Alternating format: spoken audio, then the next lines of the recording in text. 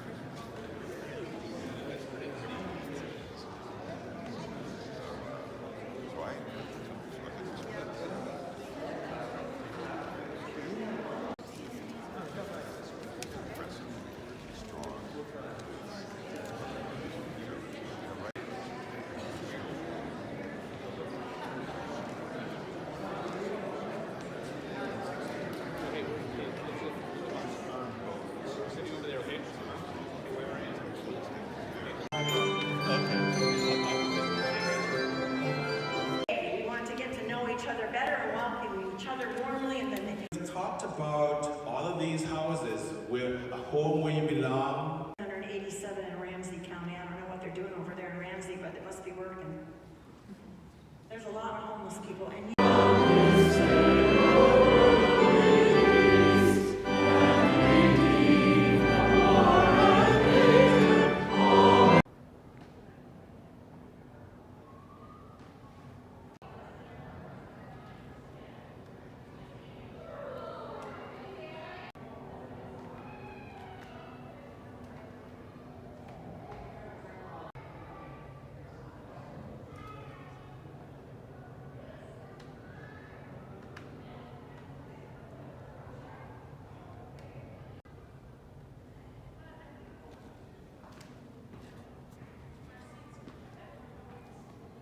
This is huge.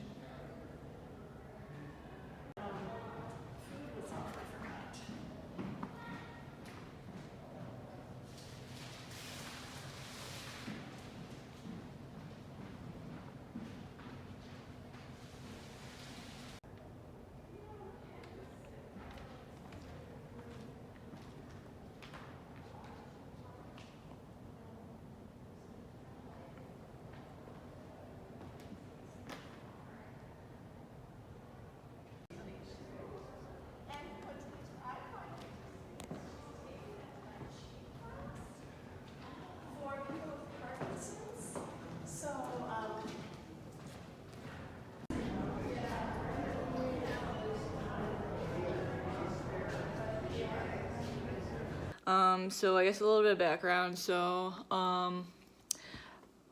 I was raised Lutheran, and my mom brought me and my sisters to a Lutheran church for most of our childhood. And I believe that's the only church I've ever attended services at ever. I guess going to weddings that have the wedding ceremony in a church kind of counts. I don't know, but besides that, that's the only church I've ever attended.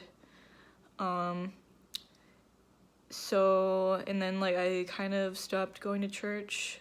I guess when I started going to college, I guess I didn't really see any point in going to church, because basically in Protestant churches you just have the pastor tells you what's in the Bible, and then you sing or something as worship, and they also lead prayers, and it didn't feel like I needed to hear the sermons, because I could just read the Bible myself and learn.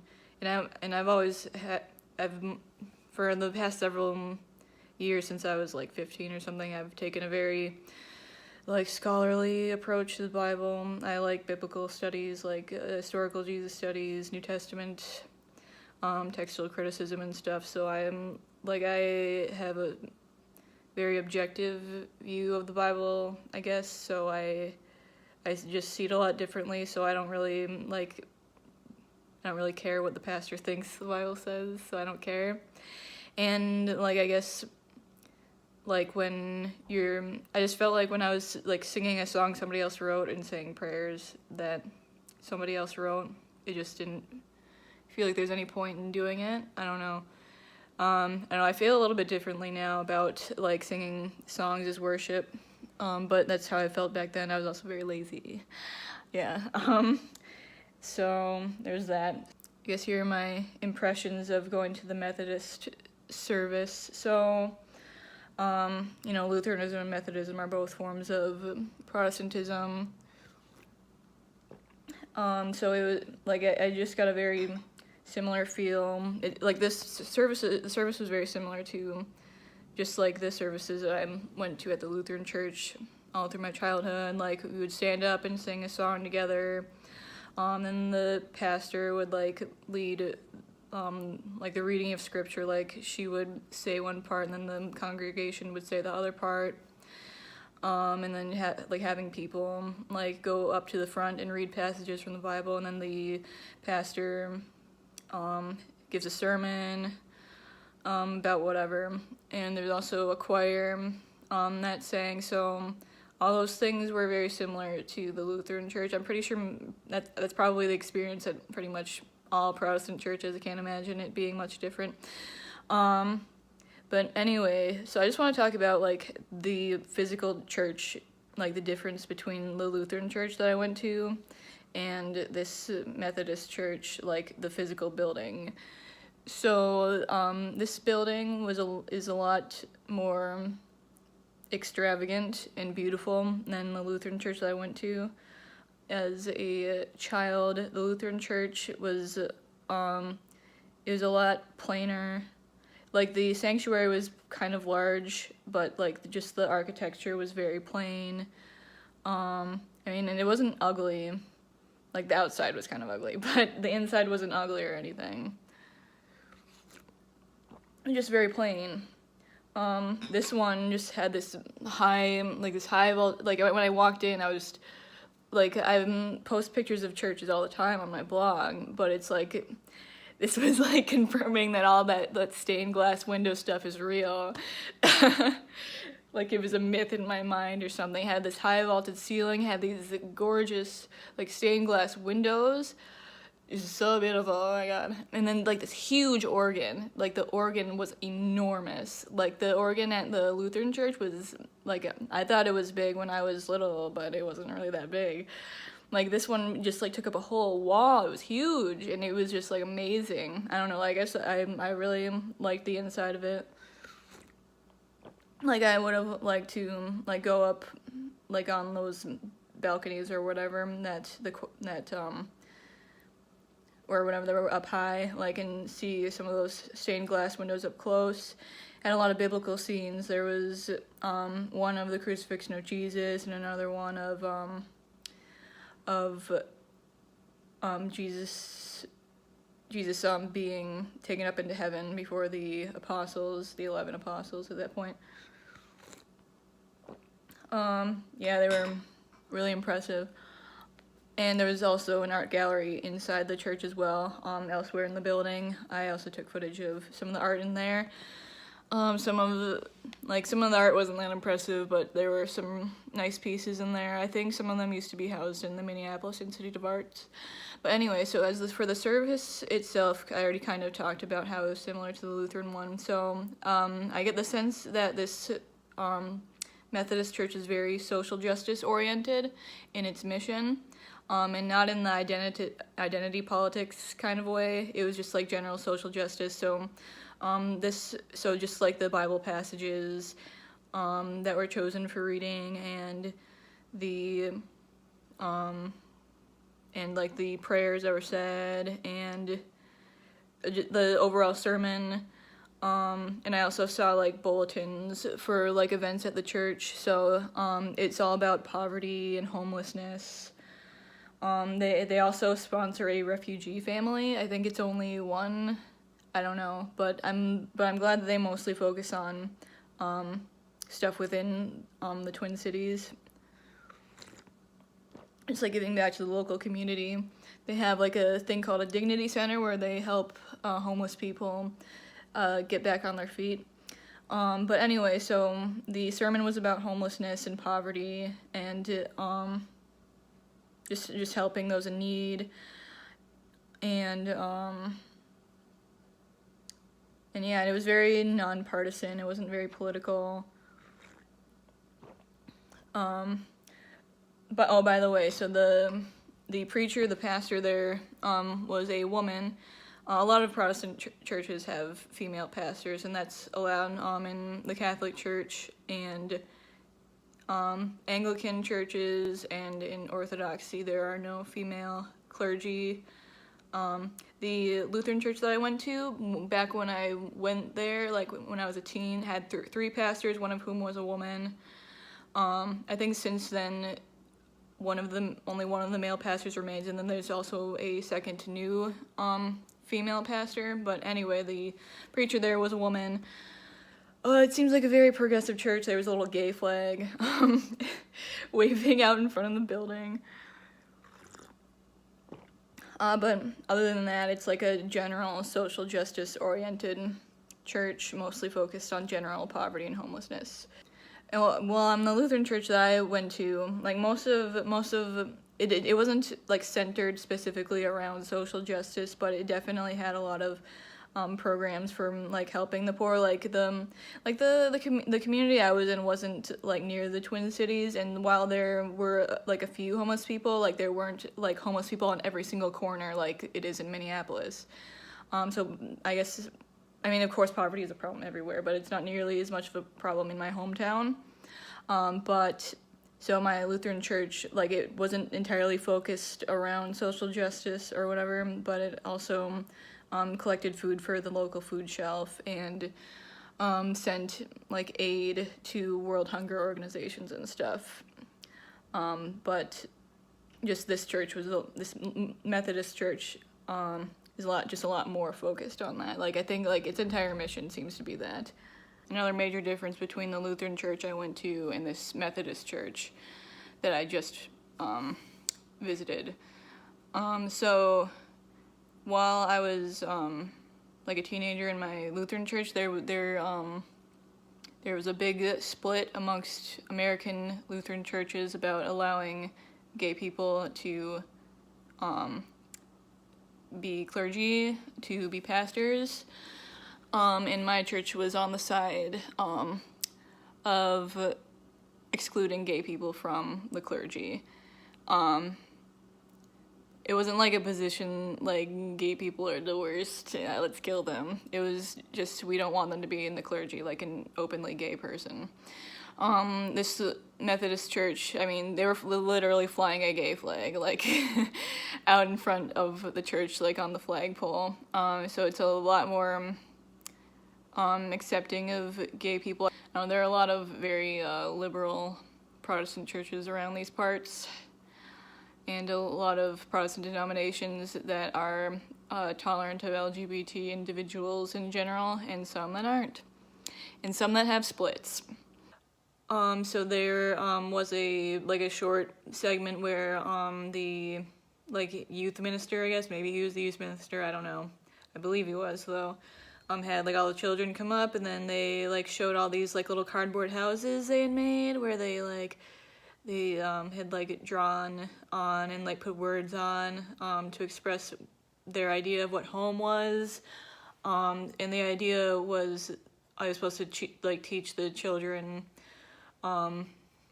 about like the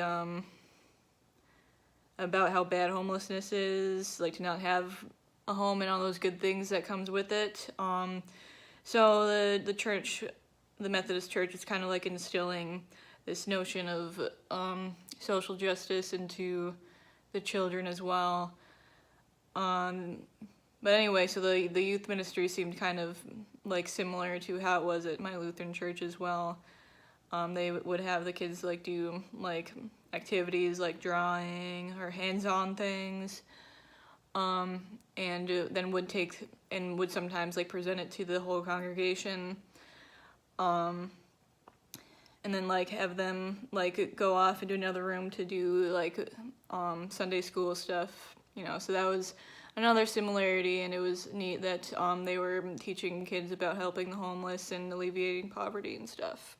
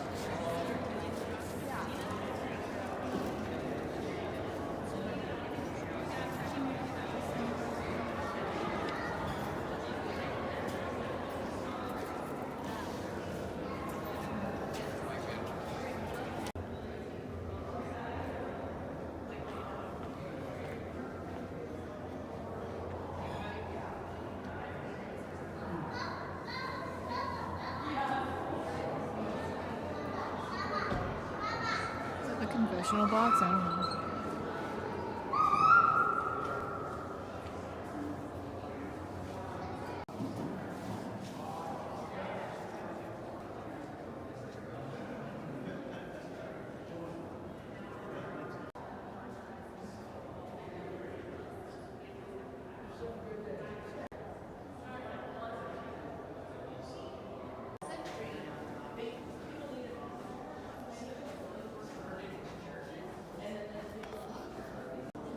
Interesting.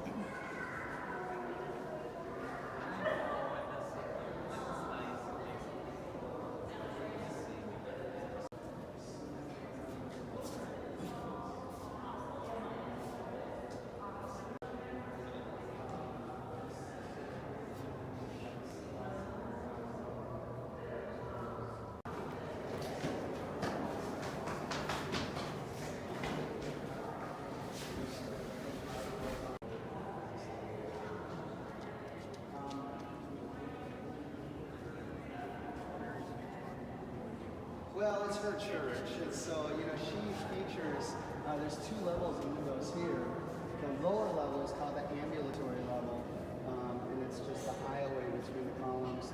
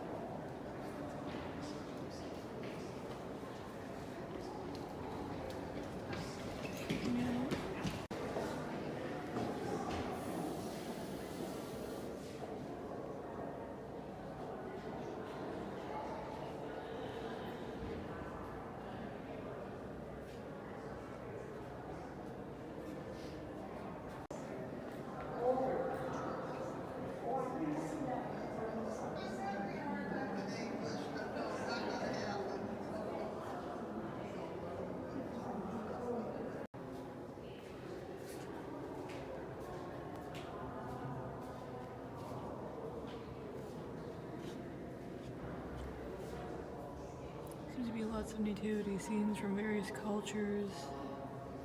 This is from Brazil. This is from Tanzania. This is from Mexico.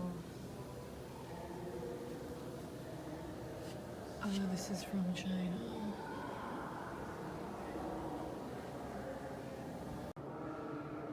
Big ass Orient, holy shit.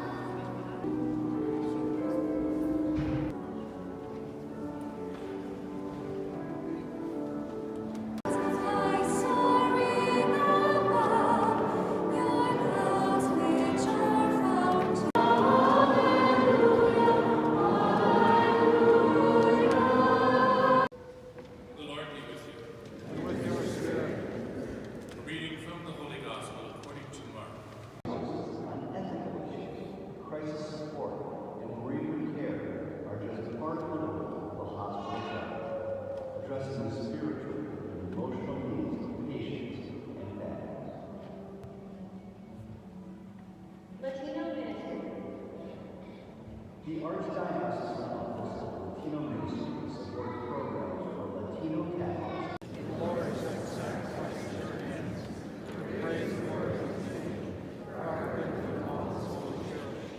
Amen.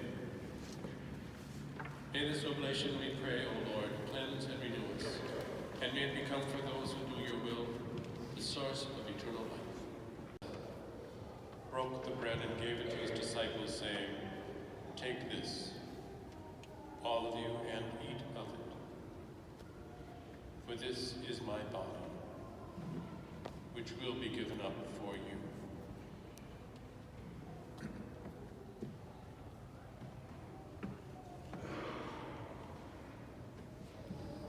In a similar way, when the supper was ended, he took the chalice, gave you thanks, and gave the chalice to his disciples, saying, "Take this, all of you, and drink from it. For this is the chalice of my blood, the blood of the new and eternal covenant, which will be poured out for you and for many, for the forgiveness of sins. Do this in memory of me."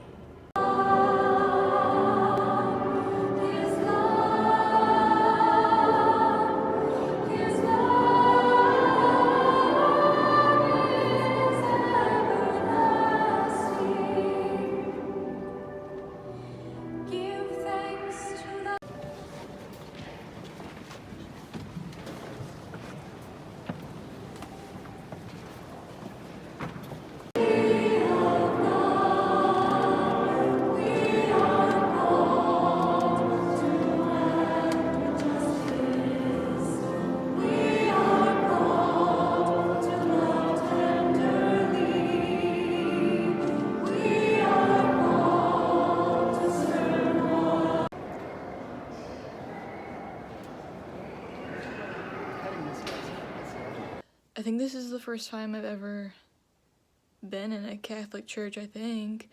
I have a vague memory of a church that I went inside for a wedding, like when I was really young.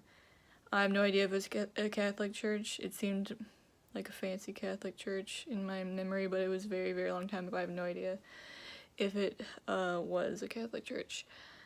But as far as I know, this is the first time, and it's definitely the first time I've been to Mass. So this Basilica is fucking huge. And yeah, you saw the footage of it. Like, I went on a tour and the guy said that it was like 140 feet high or something. Yeah, and like there was so much stained glass art. So on the upper layer of the upper level of stained glass was depicting different stages in Mary's life, and then the stained glass below that was just a bunch of depictions of various biblical characters, including a lot of Old Testament characters. It seemed to be in random order, and then there were a lot of them were minor characters as well from the Bible, like Joseph of Arimathea, and some minor Old Testament prophets, and stuff like that. And there were a lot of shrines, so a few Marian shrines. There was some shrines to some other saints as well. I went on a tour after the service, and the tour guide explained some of the ethnic significance of some of the shrines. So the Basilica was designed by Frenchmen, so there was a shrine to a French saint. It was, I don't remember which one it was, just some French lady. And then because there were a lot of Italian and Irish builders of the church, there was also some Italian, there's a shrine to an Italian saint, and there's also some Irish Christian motifs and the decorations on the walls as well. So that was neat to learn. But anyway, so yeah, when I walked in, I was just so, like, taken aback by just how huge this place was, and just the colors, like, of the stained glass all over, and, like, the size of the, like, the altar, and like, then there's a statue of Mary standing on top of it, and there were, like, statues everywhere. There was, like, there were, around the altar, there were statues of the 12 apostles, not the 12 apostles, because of course Judas wasn't there. The tour guide said that he was replaced. The 12th apostle is St. Paul, and I actually wanted to be a smart aleck, and I'm like, why didn't they put Matthias there? And he said that the only reason that he could think of was because the capital of our state is St. Paul, so he didn't know why. But there was a stained glass window piece of Matthias. By the way, Matthias is the guy who replaced Judas among the 12 apostles after Jesus' resurrection, which is described in the book of Acts. So anyway, so when I walked in, God, just the size of the place, and seeing all those shrines and stuff, like, I had posted a lot of pictures of stuff like this, and, like, I just had never been to such a magnificent church in my life. Like, I thought that Methodist church that I went to was, like, huge and exquisite, and, like, of course that one was beautiful too, but oh my god, this one, holy shit. And, like, it was, like, one of the biggest churches in the world at some point. I'm pretty sure, like, larger churches have been built since then. But anyway, so about the service, I guess. So my impressions of it. So there wasn't a sermon, which is really weird because I've never been to a church service that didn't have a sermon where the clergyman, like, delivers like a speech, pretty much, like, of teachings. So there was no sermon. That was so weird to me. But there were some similarities, so, with, like, Protestant services. So there were readings from the Bible. There was, singing, singing, and nothing was in Latin. This was not a Latin mass. And yeah, and, like, the part, that's about, and then there was, participation, of the children in the service. They had some, like, a child choir, come and sing some songs as well, which I didn't expect, like, to be honest. I thought that, like, more participation from the parishioners, or the congregants, as a more general term, was a Protestant thing, but apparently it isn't. But you know what I noticed about the congregants is that I saw a lot more independent prayer and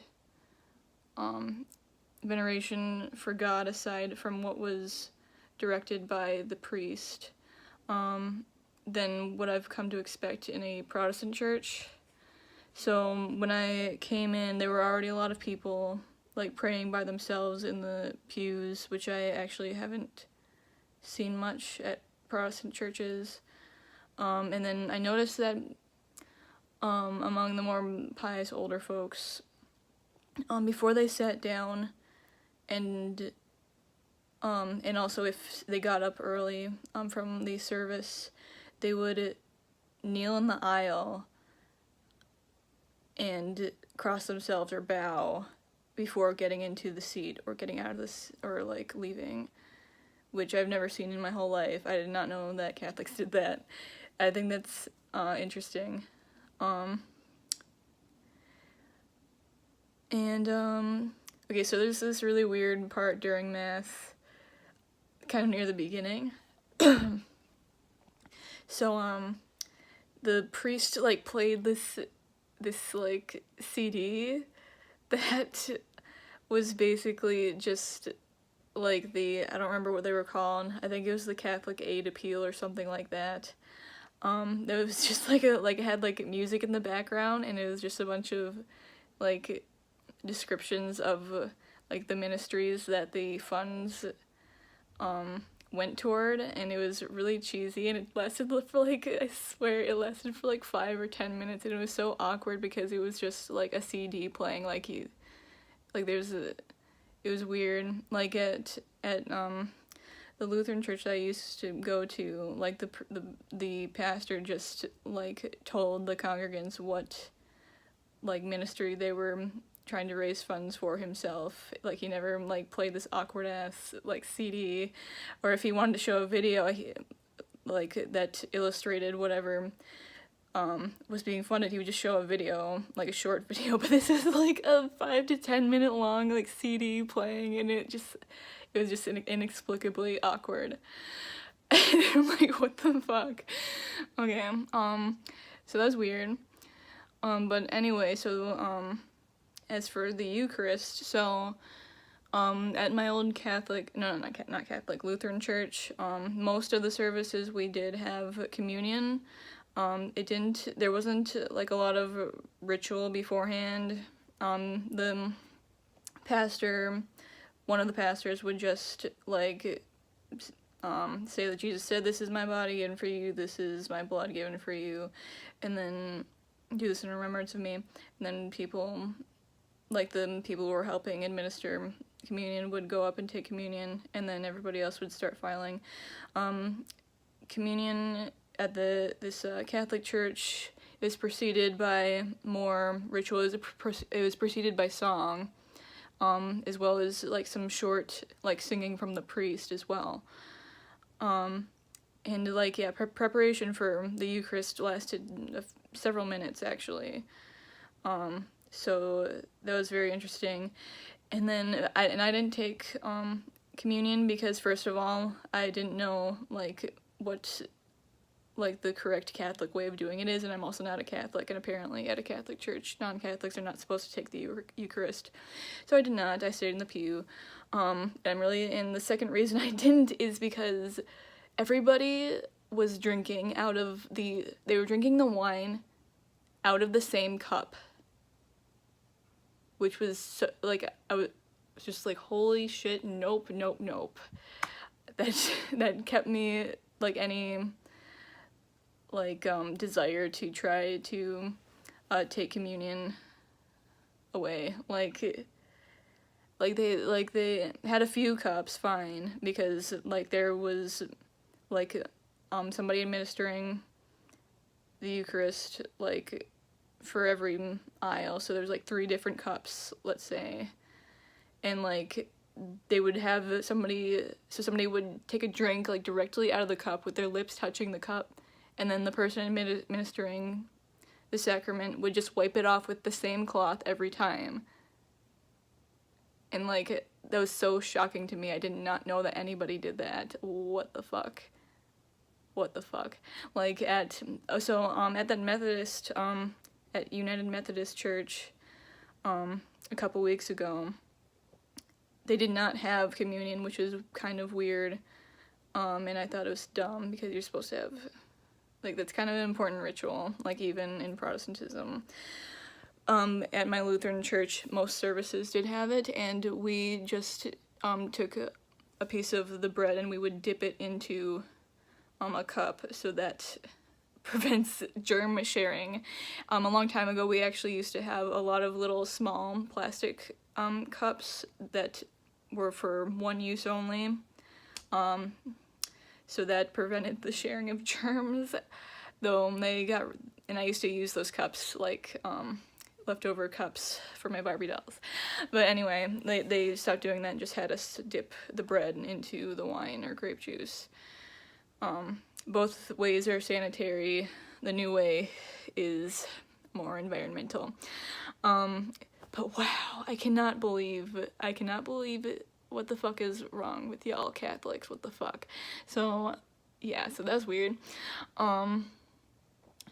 So as far as the content of the hymns and the prayers and passages from the Bible that were used during the Mass, they were very, as one would expect, they were very oriented toward sin, the forgiveness of sin, and God's mercy.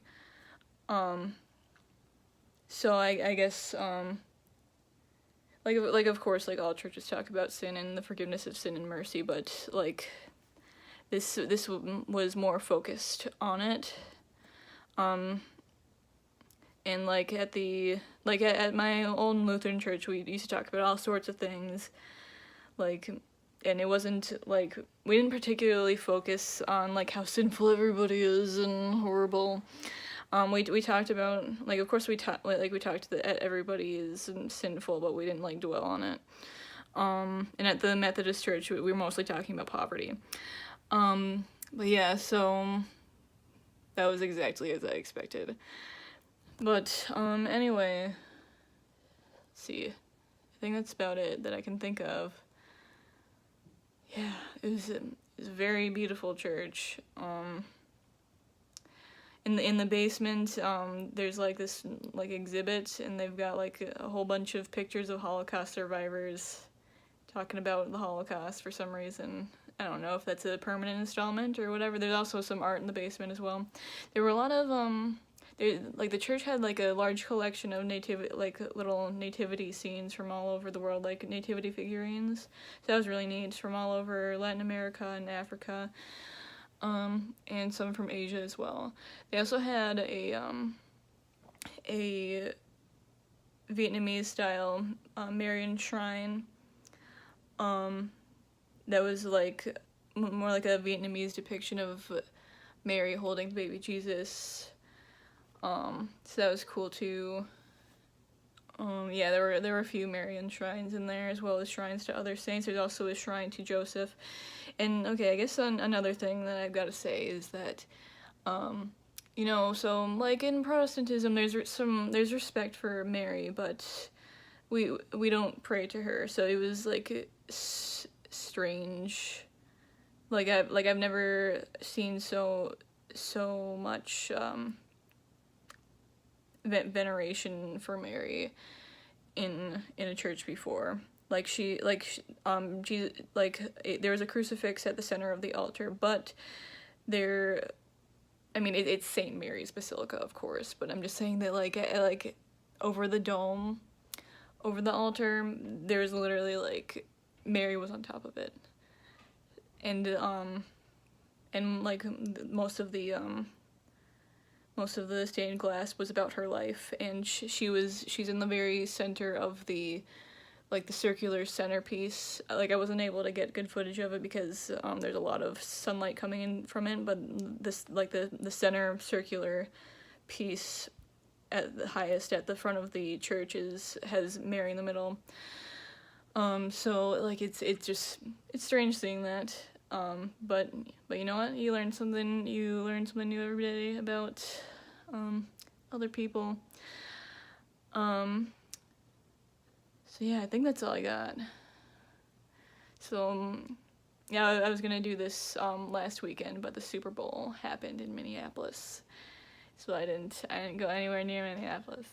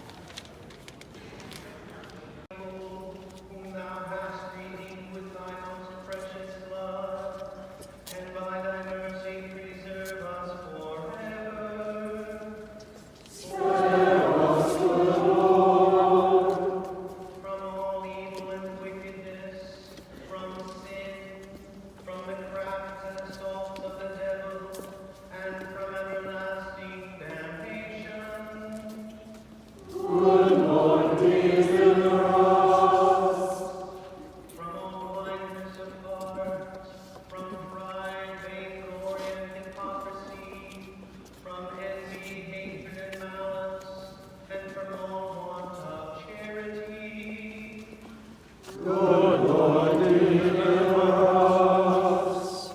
From all inordinate and sinful affections, and from all the deceits of the world, the flesh, and the devil. Good Lord, deliver us. From all false doctrine, heresy, and schism, from hardness of heart and contempt of thy word and commandments. Good Lord, deliver us. From lightning and tempest, from earthquake, fire, and flood, from plague, pestilence, and famine. Good Lord, deliver us.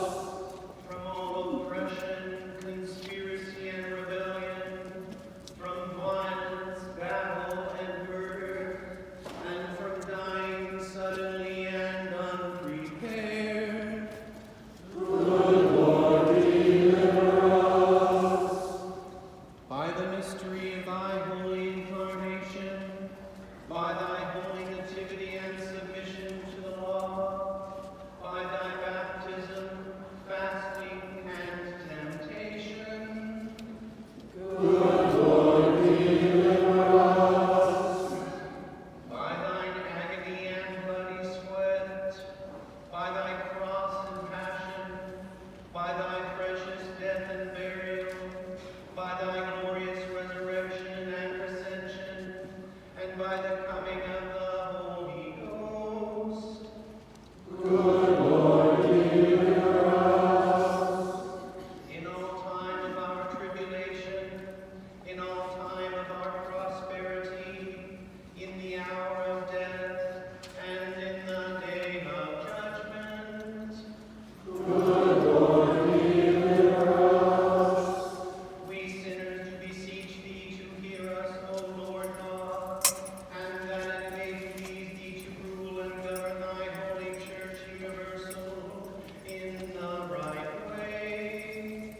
We beseech thee to hear us, good Lord.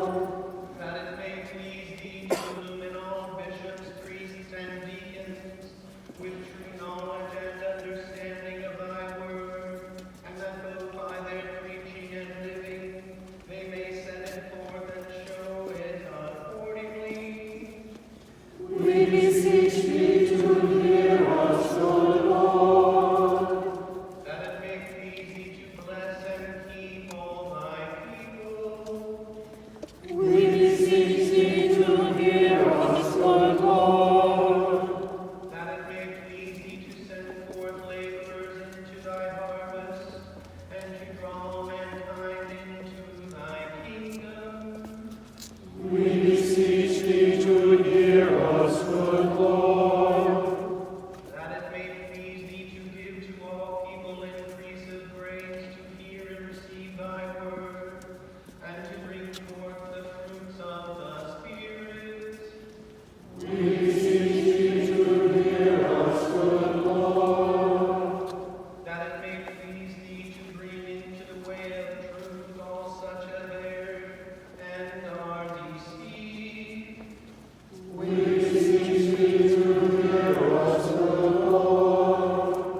That it may please thee to give us a heart to love and fear thee, and diligently to live after thy commandments. We beseech thee to hear us, good Lord. That it may please thee so to rule the hearts of thy servants, the President of the United States, and all others in authority, that they may do justice and love mercy, and walk in the ways of truth. We beseech thee to hear us, good Lord. me and all the flesh that is on the earth. The word of the Lord. Presbyterian Church in Brooklyn, Minnesota, when I was 4 years old. What do I remember?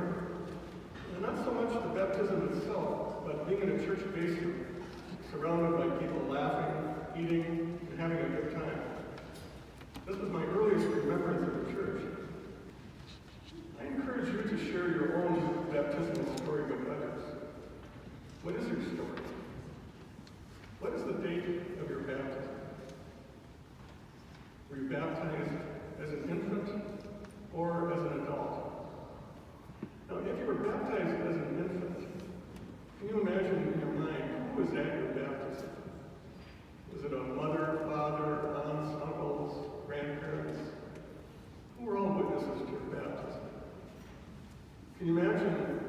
Were they happy? What did it mean to them? And if you were baptized as an adult, think of the same thing. Who was present with you? What did it mean to you at that time? Thanks to the Lord our God.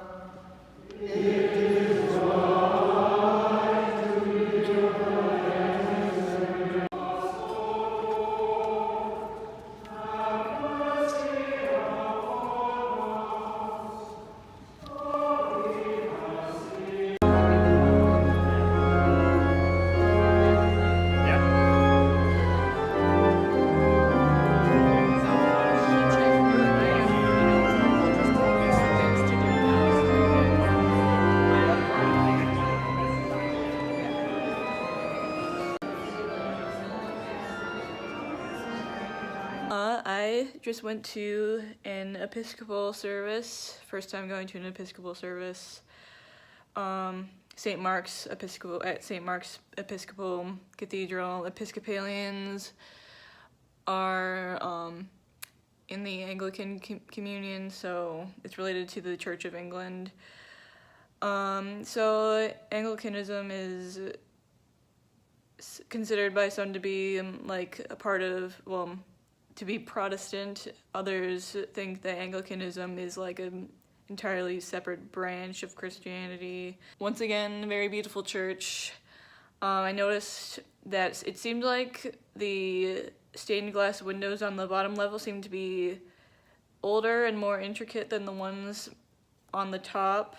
There was, of course, as expected, there was like a St. George window. A lot of beautiful stained glass. The one up front, the centerpiece, the one above the altar, was incredible. So there was Jesus after his resurrection, and the 11 apostles were there, and you know, the Marys and stuff. And there was like at the altar there was a wooden carved altarpiece that was Jesus surrounded by the 12 disciples, you know, minus Judas, plus probably either Paul or Matthias, I don't know. That was very pretty. I wish I had gotten a closer look at it. I tried to get some like zoom-ins of it, but I don't think it was very clear. Yeah, it seemed really intricately carved. Wish I'd gotten a better look. Yeah, so very beautiful church. Yeah, so I guess I'm not quite sure what the church hierarchy is like in Episcopalianism. There was this guy who was reciting the opening like prayer song or whatever during the opening procession.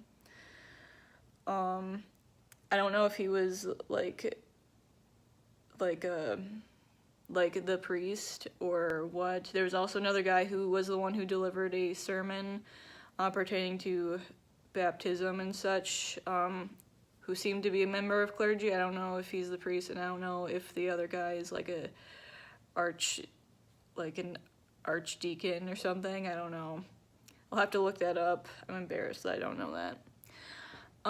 Yeah, so it began with like a sort of sung prayer for all of humanity, and it went into a lot of like specifics. So like it went into like the safety of workers and the help for widows and orphans, and it was a very long prayer, and there was like a procession of the priest and like people carrying the cross, and a man who was spreading incense, like had the incense ball. I don't know what that's called. I wish I knew what it's called. I should know.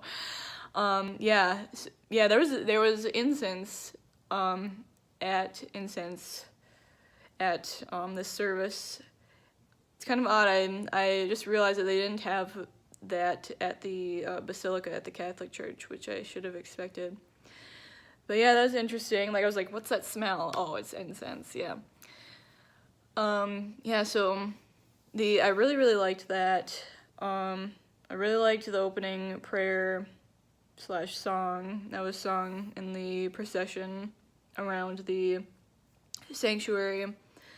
And then there was, of course, like it seems like all churches have readings from the Bible. The beginning one seemed to be, it was from like the story of Noah. It was from Genesis. And there was a second one.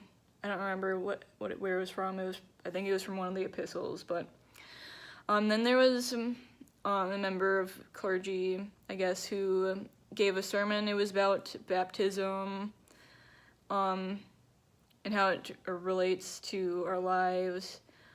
And I was interested in going to church this Sunday because I knew that like there was going to be something about the that Florida shooting, and he referenced it, not specifically, but he was talking about suffering in the world and like seeing suffering like even in schools, violence and such.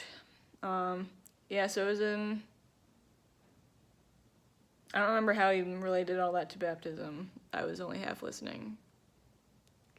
Yeah, it kind of sucks about well, I'm glad that I'm able to film inside the services, but like sometimes I'm only half paying attention because I'm thinking about, okay, when am I gonna take my camera out again? What would be a good shot and stuff? So yeah, I'm not very good at this. Yeah, and so there's also communion. Okay, so when the people who were administering communion were taking communion themselves before, like, it was given to everybody else, okay, they started drinking out of the same cup, the communion wine in the same cup again, so apparently this isn't just a Catholic thing. They started doing that. I'm like, oh God, I can't take communion this time either. But when it was administered to others, most people dipped the bread into the wine, so I'm like, okay, and so I took communion. Yeah, I looked it up in Episcopalian churches. I don't think you have to be a member of the Episcopalian church to get communion there, but you have to be baptized, and I have been baptized. But yeah, so I was able to do that. Yeah, I don't have much else to say. It wasn't, I really liked it. I think I liked it more than the Methodist or the Catholic services.